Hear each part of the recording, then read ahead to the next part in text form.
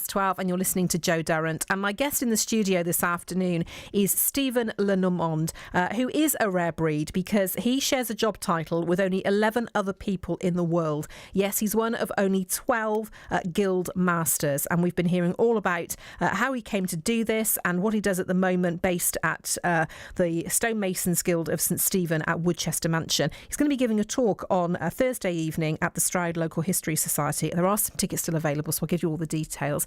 But Stephen, one of the things that's come up in our interview so far is about the journey that you have to undertake. Can you just tell us a little bit more about your particular journey?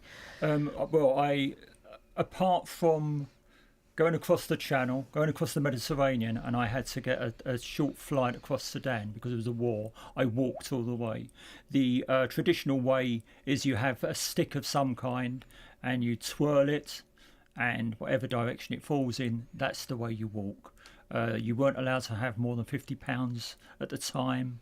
Before you go, you can't have a girlfriend or a wife because you're not meant to be running away from anything. And the point of it is to learn about freedom. The fact that you don't want to be absolutely free because you need other people. So people have to rely on you as much as you rely on them. So it's a life lesson as much as a skill lesson. So where did you walk to? Where did you end up? I ended up in Durban.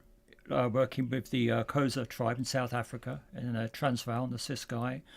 So I walked the length of Africa, as I say, apart from a little bit of Sudan.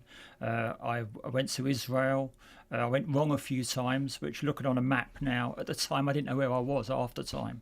I come from Islington, I was 21, so I didn't know the difference between one African dialect and another, so I had no idea where I was. But looking at the map and tracing it up, I went wildly out of my way a couple of times, getting mixed up where I thought a big lake was the sea. Lake Victoria, I thought it was the sea, and I followed it, and I ended up going back towards Sudan, which wasn't a good idea at the time. Did you have to do all of that in one go? There was no breaks or anything? No, you can't come home, or then you couldn't come home. So you had to stay more than 50k away from your home. So I went and I came back after 2 years. I had to get a work permit, and I went back for another year, but I flew back and backwards and forwards for that, but the walk was 2 years. 2 years? Wow. What's going through your head when you're doing something like that? I don't know. I think I was just a bit stupid, really. Not fear, and I would be now. It's just a release, really.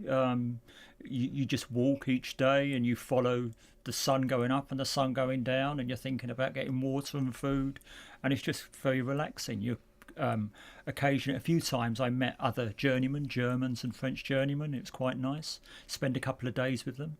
But there's a bit of a tradition that you have to, you spend a couple of days with these people. It's quite intense because it's of the situation.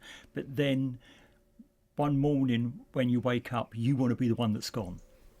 And you don't leave a message or anything, you just go because you're a journeyman, you're free, and you just walk off. So there's a bit of a competition at the end who leaves first. And were you learning any of your skills as a stonemason along the way, or did that train you?